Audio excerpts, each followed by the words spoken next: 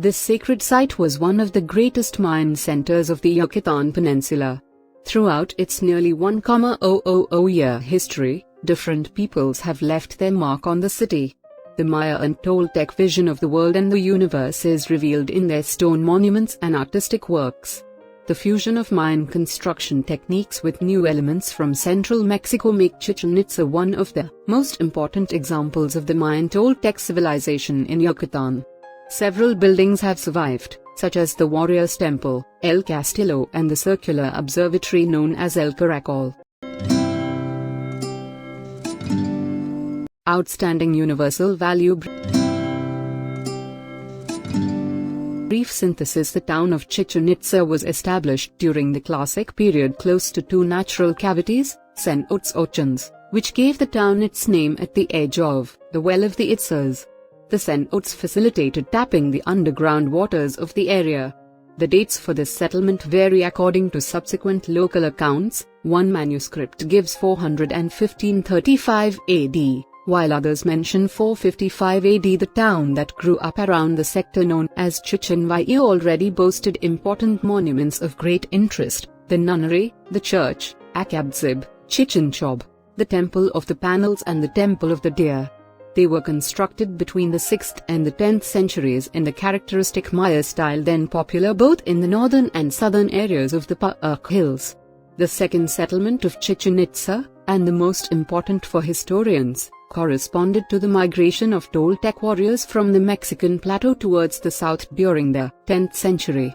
According to the most common version, the king of Tula, Xochitltopiltzin Quetzalcoatl, or Cuculcan as the Maya translated the name, reportedly took the city between 967 AD and 987 AD. Following the conquest of Yucatan, a new style blending the Maya and Toltec traditions developed, symbolizing the phenomenon of acculturation.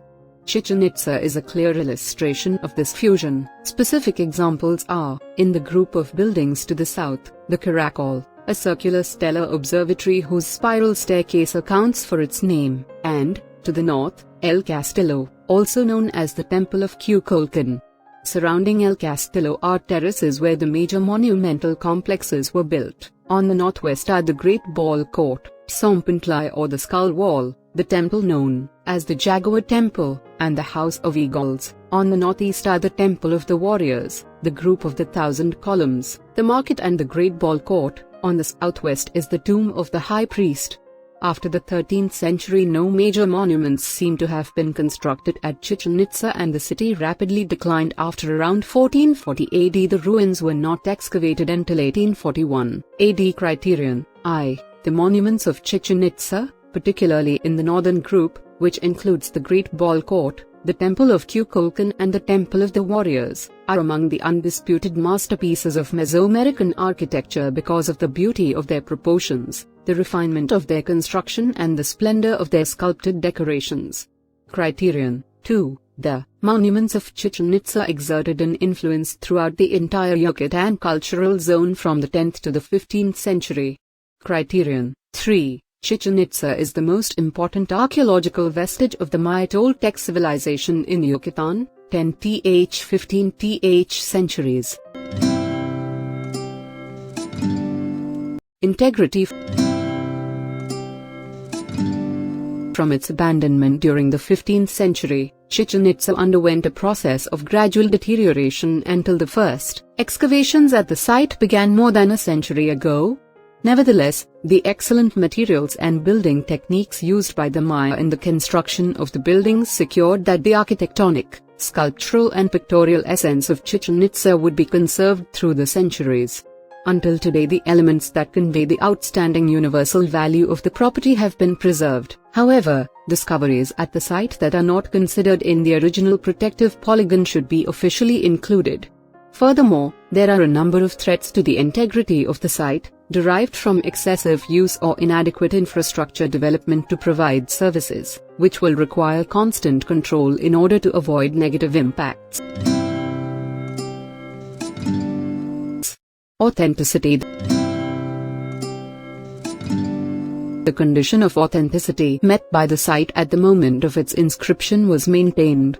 However, The use of the property as stage for unrelated cultural events has sparked a discussion concerning the impact of these activities on the conservation and authenticity of the site. In order to ensure that use and function, as well as the character of the site are maintained, enforcement of regulatory measures and protection mechanisms are required. Protection and management requirements. Chichen Itza is protected by the 1972 Federal Law on Monuments and Archaeological, Artistic and Historic Zones and was declared an archaeological monument by a presidential decree in 1986. The site remains open to the public 365 days of the year, and received a minimum of 3.500 tourists per day, a number which can reach 8.000 daily visitors in the high season. This means that the site needs constant maintenance and attention in order to avoid deterioration of its pre-Hispanic fabric.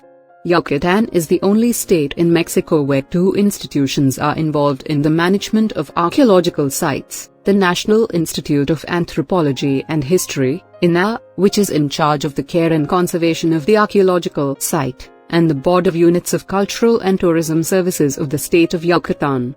The board was created in 1987 in order to manage the units of cultural and tourism services of the archaeological sites of Uxmal, Chichen Itza, Kaba, Sail, Labna, Zibitiltan and the caves of Loltan and Balanquinch. Medium and long-term activities at Chichen Itza, including investigation, conservation, thematic interpretation, administration and operation of the site, are addressed in the management plan of the pre-Hispanic city of Chichen Itza.